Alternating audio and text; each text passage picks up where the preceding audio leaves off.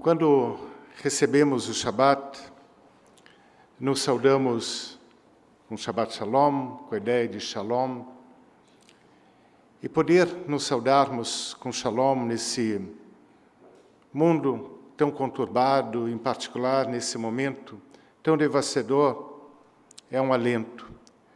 E dentro dessa oração de Shalom, poder ver pessoas que sempre perto, mas às vezes geograficamente longe, dadas as circunstâncias, chegam aqui. Chegam para celebrar aniversários, chegam para celebrar momentos alegres e plenos da vida, chegam para recordar, e no embalo de um Shalom Aleichem, de um Lechadodi, dão acalento ao nosso coração. Ou pelo menos, me colocando aqui, particularmente, ao meu coração. Um dos recursos literários de uma drachá, de um comentário rabínico da Parashá, da porção semanal da Torá, é abrir a mensagem com uma história antiga ou contemporânea, com uma parábola ou com algo que vai acontecendo no mundo. Quebro nesse Shabat, nesse Kabbalat Shabat, esse critério. Quebro porque histórias passadas que me vêm à mente são registros históricos que sempre julguei que não pertencem ao nosso mundo contemporâneo. Abrir com alguma história, com alguma recordação, com alguma lembrança, diante do quadro que vivenciamos, é abrir com episódios de antissemitismo que no século XXI julgávamos pertencer ao passado. Ou abrir com dramáticas manifestações que florescem nos lugares em que acreditávamos, talvez inocentemente, que jamais poderiam prosperar. Que histórias podemos trazer? Do passado que não se foi, do presente que nos assusta, do futuro que ameaça tornar o inconcebível impossível? Então vamos à Parashá. A porção da Torá que nós lemos descreve que o patriarca do nosso povo, Jacó, ficou sozinho. Yaakov levadó. Tal como Jacó ficou sozinho, quantas vezes nós temos a sensação de estarmos sozinhos? Talvez não estejamos de fato sozinhos, mas nos sentimos sozinhos, abandonados, despachados, colocados em algum esquecimento, algum escanteio da vida. Mas se estivermos sozinhos, ciente de que tantos outros, tal como Jacó e Yaakov, estão sozinhos, aí uma força aglutinadora, uma força que a nossa força comunitária nos oferece alento e nos dá contenção. Se eu estou sozinho, você está sozinho, talvez juntos nós não mais estamos sozinhos. E prossegue e continua a Parashá. Um homem lutou com Yaakov. Esse homem na Parashá, na Torá, não é descrito, é chamado de Ish, que seria pessoa, ser humano. Mas quem é esse Ish? O nome não é dado. É um ser não identificável. Quem era? Não sabemos. E com esse ser que não conseguimos identificar, Jacó lutou. Quantas lutas, quantas batalhas nós empreendemos sem sabermos com quem? E não é por acaso, realmente não é por acaso que os extremistas e os fanáticos escondem suas faces. É uma arma adicional para que não saibamos com quem lutamos.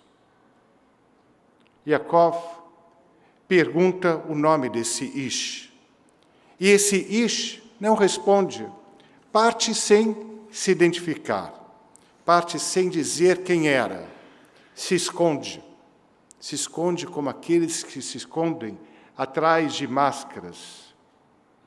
O Talmud, o livro que debate, a coletânea rabínica que debate as leis judaicas, descreve duas possibilidades para descrever, caracterizar quem era esse Ish, esse ser humano não identificável. E a primeira descrição que o Talmud nos oferece é: trata-se de um pagão, de um idólatra. E a segunda descrição que o Talmud nos dá é: trata-se de um ilustre sábio. São duas possibilidades opostas. E aí a gente poderia, lendo essa possibilidade do que o Talmud nos oferece, dizer: isso é percepção de um, isso é percepção de outro. Essa é a vida judaica. Inúmeras possibilidades. Você vê dessa maneira, você daquela. Quem sabe, de fato, na tua percepção não se trata de um pagão idólatra, ou na percepção de uma outra pessoa, de um ilustre sábio. Mas aqui, no debate que o Talmud prossegue, há uma definição. O que é aparentemente oposto se trata de complemento. Trata-se de um inimigo hostil que se veste com uma bonita aparência. É como o idólatra que se veste e se passa por um sábio. Trata-se de um destruidor que se passa por um humanitário. Trata-se de um aniquilador que se apresenta com os mais elevados princípios do ideal humanitário. Trata-se de um corrupto que traz a embalagem da ética. Com quem Yaakov lutou, esse Ish, pagão idólatra, que se aparentava de ilustre sábio, talvez seja o mesmo com quem nós, enquanto povo e enquanto humanidade, estamos lutando. A falsidade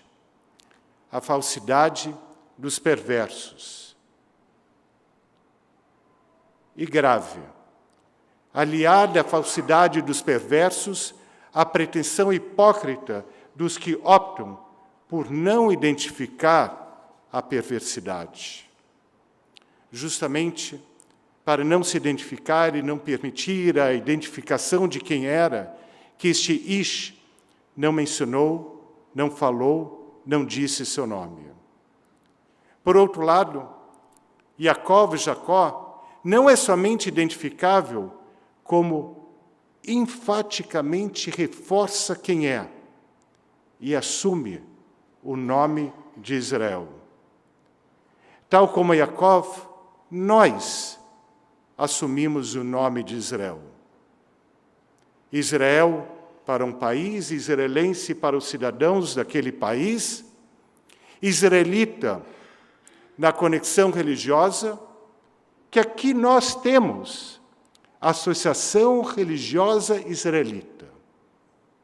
Associação, estarmos juntos, não sozinhos, como era a sensação inicial de Yaakov, mobilizados por uma religiosidade que nos une, que faz face aos momentos mais árduos e pesarosos, que nos ajuda a encontrar a bênção nas celebrações.